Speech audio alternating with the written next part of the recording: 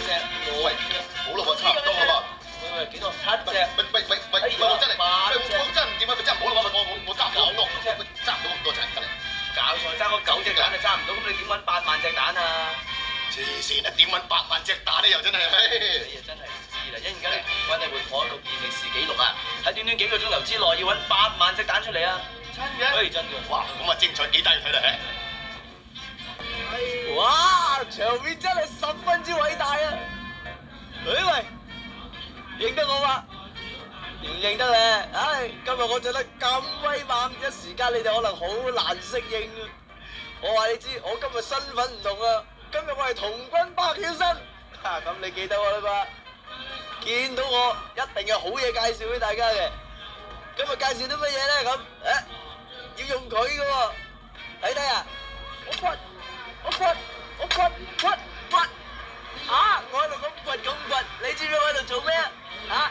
喂，馬醫生，喂，你喺度尋寶？唔係，喂，馬醫生，喺度整路啊？哎呀，更加唔係啊！哦，你揾嘢。哇，呢個細路女幾聰明，我係揾嘢。咁你揾咩先得㗎？哎，揾到，揾蛋啊！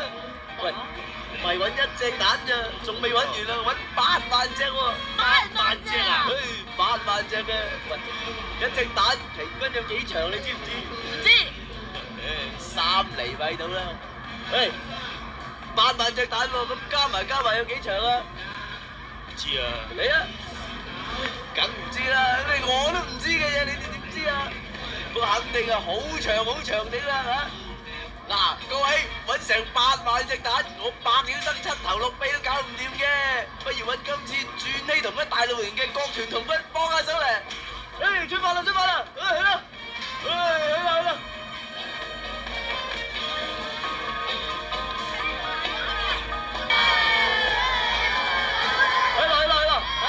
大家睇到啦，呢個場面真係壯觀啦！咁多人咁團結一齊去揾嗰8萬隻蛋出嚟。咁嘅場面我百曉生都真係未見過啊！你哋點會見過咧？係嘛？喂，大王，講緊嘢，我哋都仲係童軍制服，冇理由就咁企度噶，要幫手揾下蛋先得噶。唉，我哋已經做足功夫噶啦。我哋已經吳軍原先咪去啦，嚟揾緊啊！好。我揾到隻蛋。我又揾到隻蛋。兩個，你做咩咁開心啊？揾蛋咯！一人揾一隻，即係揾得2隻咋？喂，仲有79998隻蛋等你哋去揾啊！揾蛋尚未成功，你哋仍需努力啊！努力奮鬥，加油！大家俾啲心機揾蛋啦！哎呀，其實呢啲蛋啊，只係放喺路邊嘅水渠同埋山邊嘅啫。嗰朝一早啊，呢啲童軍就每人攞住個膠袋，好團結咁樣四出去揾蛋啊嘛嚇！揾到隻喎，又要好小心，唔俾啲蛋爛先得噶，係嘛？咪大家商量咁樣，真係有晒童軍嘅精神啊！呢個啊慘啲喎，好似揾嚟揾去都揾唔到啊！不過最後都滿載而歸，收穫好大啊嚇！你哋實係好好奇咁問我啊，揾8萬隻蛋咁多喎，做乜嘢啊？咁樣梗係開大食會定啦，係嘛？唔係啊，大食會都食唔到咁多蛋㗎，係嘛？我嚟話你聽啊首先，佢哋要喺指定嘅6個鐘頭裏邊揾啲8萬隻蛋出嚟，就係要破一個世界紀錄嘅，好巴閉㗎嚇！跟住揾到個8萬隻蛋之後咧，佢哋要砌成今次轉禧童軍大露營嗰個徽號出嚟。喺後邊嗰度已經開始慢慢咁砌緊㗎啦。一陣間砌完之後，我哋再睇睇砌成點咧嚇！啲童軍啊，收集一袋袋嘅雞蛋之後，數個數量。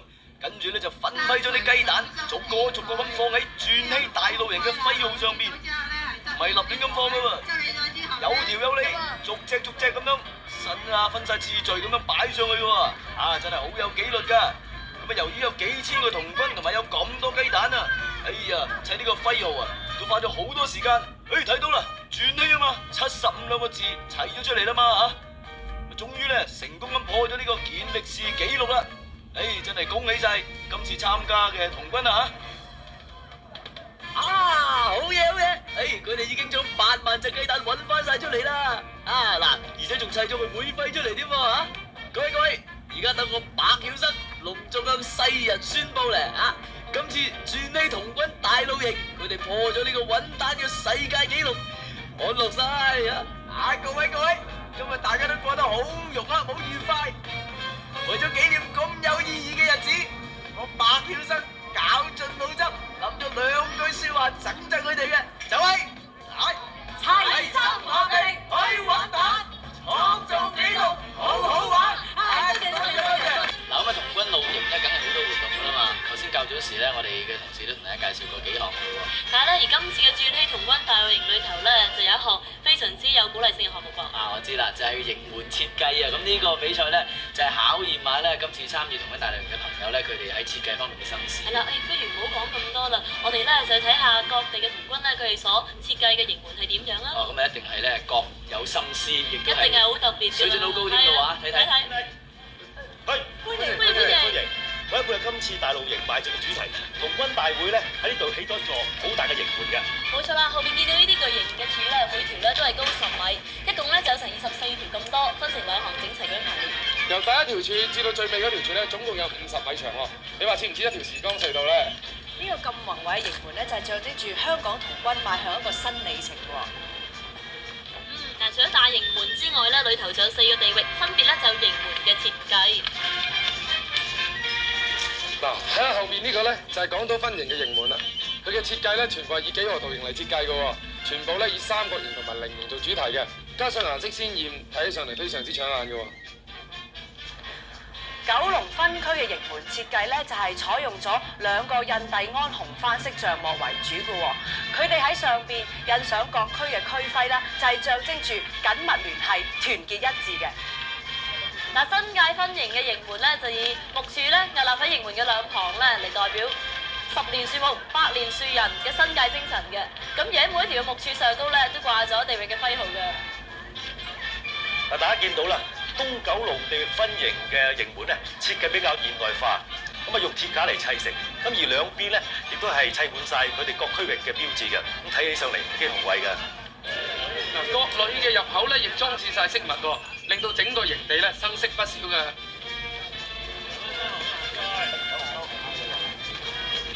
哇！呢個就係用尼龍繩搭成嘅營門喎。好咗好多咧活動式嘅營門添，仲有瞭望台啊！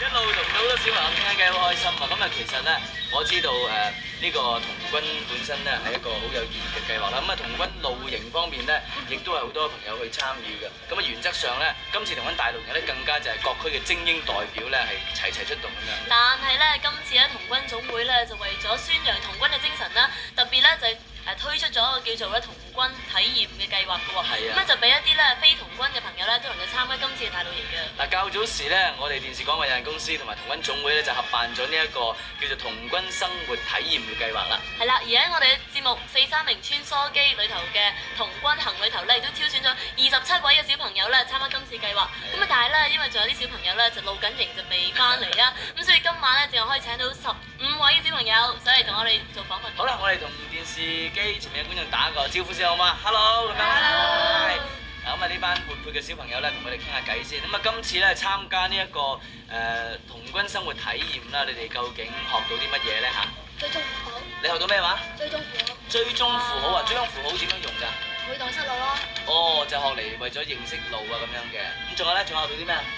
指南針咯。哦，即係認識點樣去用指南針，亦都係可以認到方向。唔去學真係都幾難睇㗎。仲有咧，邊個可以答我啊？你學到啲咩啊？點樣話？野外生火。野外生火啊！野外生火點樣㗎？點樣做法啊？點生火法㗎？竹枝煲埋，仲要揾啲樹葉煲埋，喺樹葉入邊要有啲窿罅，唔係冇空氣燒唔着。哇！竹枝同樹葉啊，好清楚喎啲程序，仲要有空氣走入去啊！即係冇空氣就唔着啦咁啊！即係幾全面喎做得。嗱，大家今次咧都係以非童軍嘅身份咧參加今次大露營啊，覺得點樣㗎？開唔開心啊？你咧？幾開心啊！學到好多嘢，同一啲人一齊玩咯。係啊，群體生活好開心。都係團結精神嘅發揮啊！你咧？你點啊？你去咁多日啊？你去咗幾多日啊？一日咋？哇！一日就離開屋企喎，你爹哋媽咪擔唔擔心啊？些少啊！都係啦，咁大個仔唔使擔心。得㗎，學到嘢下次再咧，爹哋媽咪放心俾你去㗎啦。咁啊，今次既然咧學到咁多時間，亦都係對童軍生活有認識啦。咁你哋有冇興趣參加做童軍咁啊？我已經參加咗童軍啦。哦，做咗有童軍啦已經。戴眼鏡嘅。參加咗幾多年啊？ 5年添啊！哇！乜真係4歲？咁啊，將來會係好資深嘅朋友噶咯，成為嚇，係啊係啊好資深。咁啊，呢兩位好細嘅細朋友，你有冇興趣第日做童軍咧？